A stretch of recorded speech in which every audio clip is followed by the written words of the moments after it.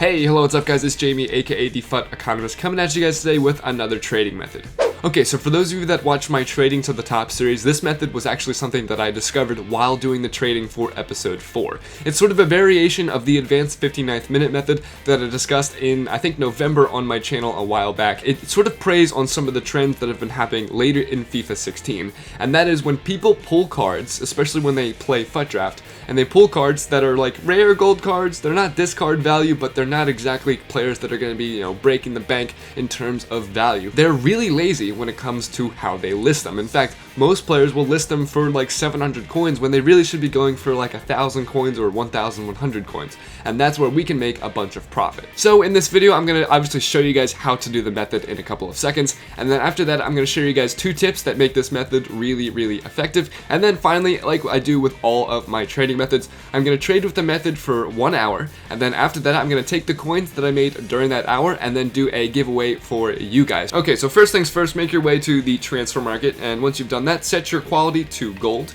And then when you go down here, you're going to want to choose one of 4 leagues. So you can choose the Barclays Premier League, you can choose the Serie A, the Liga BBVA, or the Bundesliga. For demonstration purposes, I'm going to choose the BPL, but either of those leagues will work. So once you've done that, go over here and set your max price to 700 coins, and then your min buy now price to 600 coins. And once you've done that, go up here and set your max price to anything above 700 coins. We'll talk about that in a second.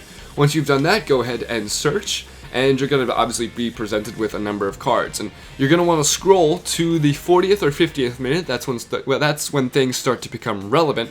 But as you're scrolling, I want you to take note of any rare gold cards that are listed on the market and have not been bought before the 40th or 50th minute. Those cards are actually the cards that are legitimately worth 700 or 750 coins, and you're going to want to stay away from those cards. You don't want to buy those cards because they'll take a long time to sell, they're going to clog up your transfer list, and you just in general, you want to stay away from them. Okay, so here's an example of what I'm talking about. This Sacco card right here, he's listed at 700 coins, and generally his value is around 700 coins. If you stay up to like weird hours of the night, you could probably get it away with listing it at about 800 or 850 coins, but it's probably not worth it. It's just going to clog up your transfer list. What I recommend doing is when you see a card like this, or a card that has been listed multiple times before the 40th or 50th minute, I would recommend making a list of these cards either on a piece of paper or on your phone or whatever, of cards that you want to stay away from once you get to the 40th or 50th minute. So I'm going to keep scrolling. I'll meet you when I get to the relevant time. Okay, so now we're in the 50th minute, and I've actually just stumbled upon the first sort of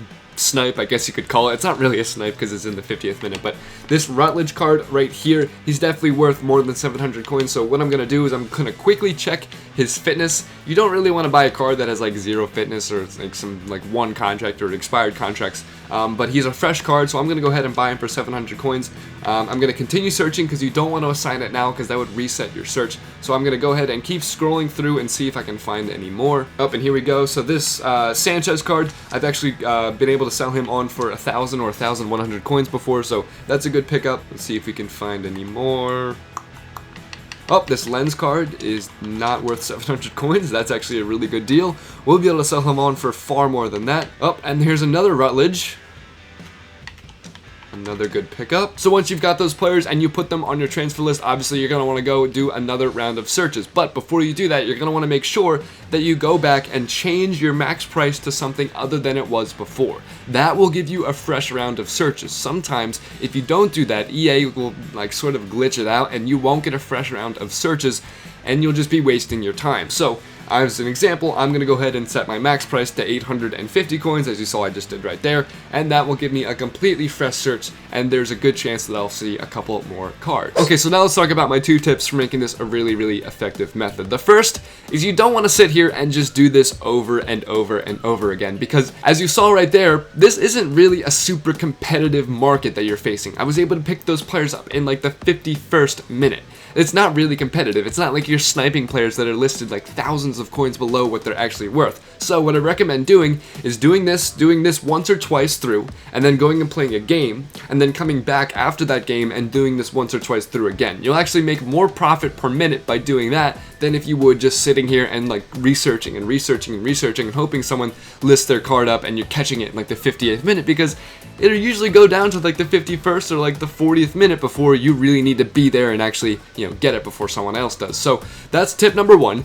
Tip number two is if you can't sell a card, or if you're really having trouble selling a card, or you want to maximize the price that you're selling a card at, say you don't have a lot of coins to invest in these players, wait until nighttime. And if you can't stay up at night, just list a card up for like 12 hours or 24 hours or something like that, and eventually they will definitely sell on at a price that's higher than what they're going for at the moment. That's really good for if you made a mistake and bought a player way too low. You can just wait until night and there's a good chance that they will sell on, because obviously at night there are less people playing, there are less cards on the market, and the prices of these players usually goes up. Okay, so now I'm just gonna go ahead and trade with this for 1 hour, and then I'm gonna come back and tell you guys how I did. Alright, so I've just finished up my hour of trading. I did pretty well, but like I said, it's not the best method to do sort of like grinding out like 1 hour in a row. But that being said, I was able to make 7,432 coins, so definitely not bad. I'm gonna round that up to 8,000 coins in the form of a giveaway to you guys. You guys know the deal. All you gotta do is like the video, be subscribed to the channel, and answer the comment question of today.